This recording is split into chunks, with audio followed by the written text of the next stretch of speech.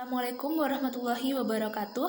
Nama saya Dita Oki Lestari, NIM 200351615660. Di sini saya akan mempresentasikan mengenai materi bab 7 berjudul Dinamika Kebudayaan dan Peradaban Islam. Pada materi bab 7 ini akan dibahas mengenai yang pertama, ilmu pengetahuan dalam perspektif Islam, yang kedua, kebudayaan dan peradaban di masa silam, yang ketiga, kemajuan iptek, dan yang keempat, jejak peradaban Islam.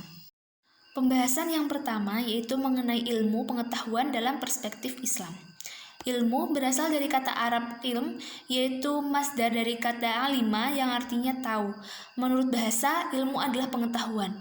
Islam memandang bahwa baik ilmu sains maupun pengetahuan atau knowledge, keduanya bersumber dari Allah. Agar manusia dapat memperoleh ilmu dan pengetahuan dari dua sumber ini, maka Allah memberikan panca indera, akal, dan hati kepada manusia sebagai sarana mencari ilmu pengetahuan.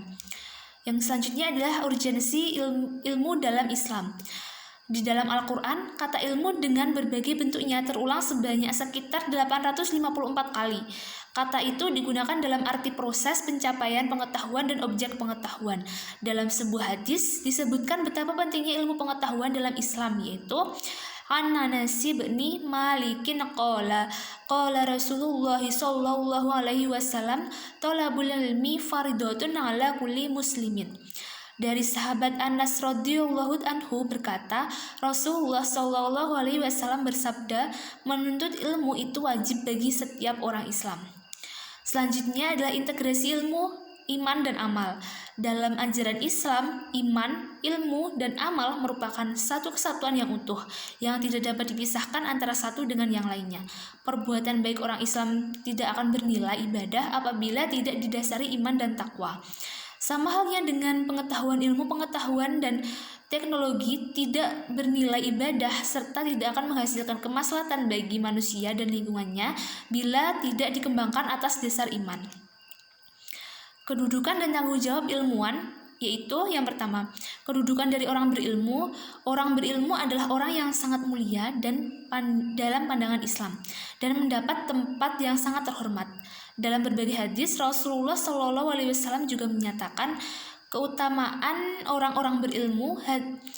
Dalam hadis yaitu akan ditimbang nanti pada hari kiamat tinta yang dipakai menulis para ulama dan darah para pahlawan yang mati syahid membela agama.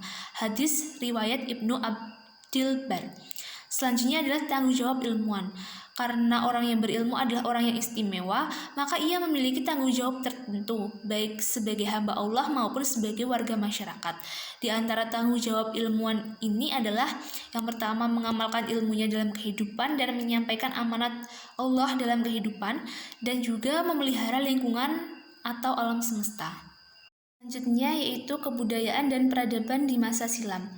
Secara historis, peradaban Islam sebagai bentuk dari kebudayaan Islam telah mengalami kemajuan dan kemunduran. Hal ini dipengaruhi oleh faktor intern dan faktor ekstern. Sebab kemajuannya yaitu menurut Badri Yatim, periodisasi masa kemajuan Islam berlangsung antara tahun 650 sampai 1000 Masehi. Masa ini adalah masa 3 kekhalifahan, yaitu Khalifah Rashidah, Khalifah Bani Umayyah, dan Khalifah Bani Abbas. Puncak kejayaan Islam terjadi pada masa pemerintahan Bani Abbas. Kemajuan ini menurut Huda dipengaruhi oleh dua tradisi yang sama-sama menghantarkan masyarakat Arab pada sebuah budaya yang maju dan progresif. Pertama, masyarakat Arab pada saat itu mulai memiliki budaya menulis yang terinspirasi oleh Al-Quran sebagai mukjizat yang berbentuk teks bahasa. Yang kedua, penerjemahan filsafat dan logika Yunani mempengaruhi pola pikir ilmuwan Arab untuk berpikir secara sistematis.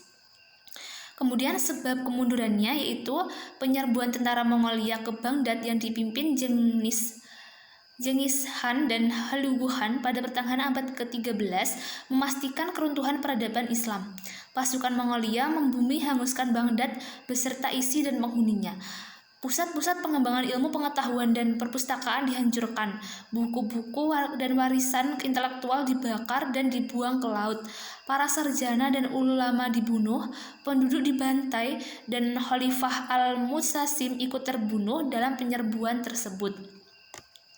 Selanjutnya yaitu kontribusi ilmuwan muslim klasik dalam kemajuan budaya modern. banyak sekali ilmuwan muslim yang menjadi pelopor pengembangan ilmu pengetahuan di banyak bidang seperti matematika, geometri, astronomi, fisika, kimia, kedokteran, IPA, farmasi, geografi, pelayaran bahasa, sastra, dan lain sebagainya.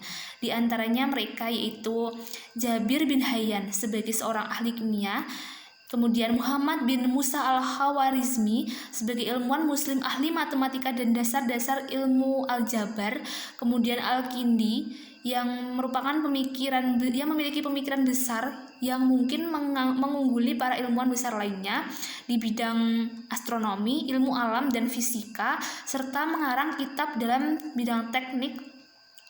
Selanjutnya Ibnu Sina, ahli dalam bidang filsafat dan terutama kedokteran. Selanjutnya Sabit bin Qurrah mengarang buku di bidang astronomi, matematika, filsafat, dan geografi. Tujuan Iptek. Pandangan Islam terhadap kemajuan iptek yaitu sejak pertama kali manusia diciptakan, Allah Subhanahu wa taala telah menunjukkan kelebihan Adam alaihissalam sebagai manusia pertama dibandingkan dengan makhluk lain tentang kemampuannya menguasai ilmu pengetahuan.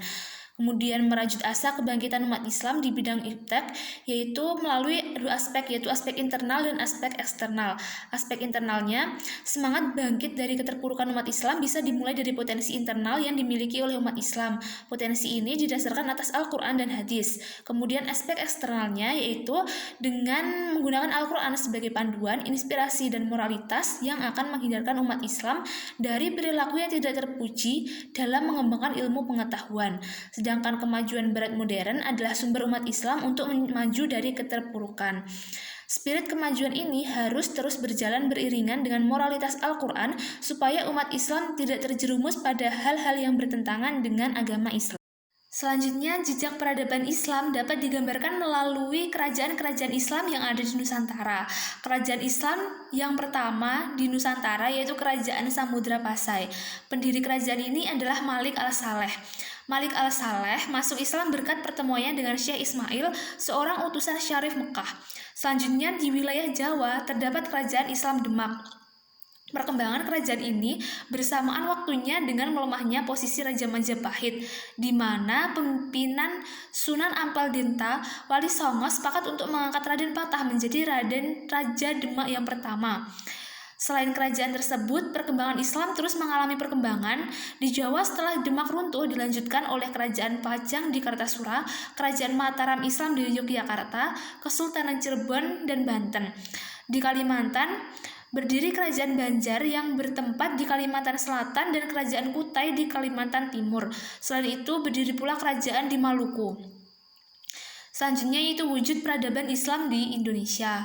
Wujud dari peradaban Islam di Indonesia dibagi menjadi 3. Yang pertama, birokrasi keagamaan. Yang kedua, ulama dan karya-karyanya. Dan yang ketiga yaitu arsitek bangunan yang tertuang dalam arsitektur masjid-masjid di Indonesia. Masjid Agung di berbagai kota di Indonesia merupakan ikon peradaban Islam di Nusantara. Banyak sekali masjid agung yang tersebar di Nusantara, di antaranya Masjid Kuno Demak, Sedang Daur Agung Kesepuhan di Cirebon, Masjid Agung Banten, Masjid Baitur Rahman di Aceh, dan Masjid Ampel di Surabaya.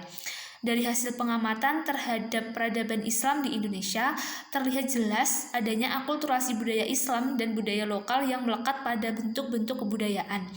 Islam masuk Indonesia secara damai dengan cara menanamkan ajaran Islam pada esensi batin dari sebuah peradaban tanpa merusak budaya yang telah mengakar di masyarakat. Kesimpulan dari materi bab 7 ini yaitu adanya dinamika kebudayaan dan peradaban Islam menunjukkan bahwa dengan kemajuan iptek akan semakin membangkitkan asa peradaban Islam dalam mengalami kemajuan seperti dahulu.